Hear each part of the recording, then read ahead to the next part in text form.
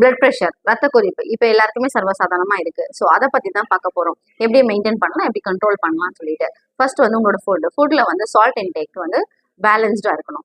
Next வந்து oil வந்து ground oil, olive oil, sunflower oil. அதுக்கடுத்து மீட்ல வந்து நீங்க ரெட் மீட் சாப்பிடக்கூடாது. ஒயிட் மீட் வந்து சிக்கன் அண்ட் ஃபிஷ் எடுத்துக்கலாம். அதுக்கப்புறம் ஃப்ரூட்ஸ், வெஜிடபிள்ஸ் அதிகப்படியாக கன்சியூம் பண்ணிக்கணும்.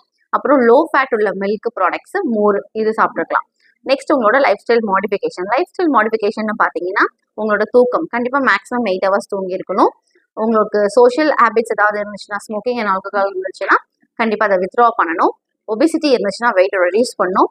அதுக்கு கண்டிப்பாக நீங்கள் ஏரோபிக் எக்ஸசைஸ் பண்ணலாம், வாக்கிங் அண்ட் ஜாகிங். ஸோ இந்த மாதிரி உங்கள் லைஃப் ஸ்டைல் மாடிஃபிகேஷன் பண்ணுறதுனால பிளட் ப்ரெஷர் கம்மியாகும். ஸோ இந்த வீடியோ பிடிச்சிருந்தா லைக் பண்ணுங்க, ஷேர் பண்ணுங்க, சப்ஸ்கிரைப் பண்ணுங்க. இப்படி சொல்லி சொல்லி பண்ண மாட்டேங்கிறேன். உடம்பு பாரு ஏறிட்டே போகுது. போர்டு வாங்கி எழுதி வச்சுட்டேன், டயட் பிளான்லாம் போட்டேன் நான். அப்படியா? அங்கனக்குள்ள பானிபூரி விற்கிது.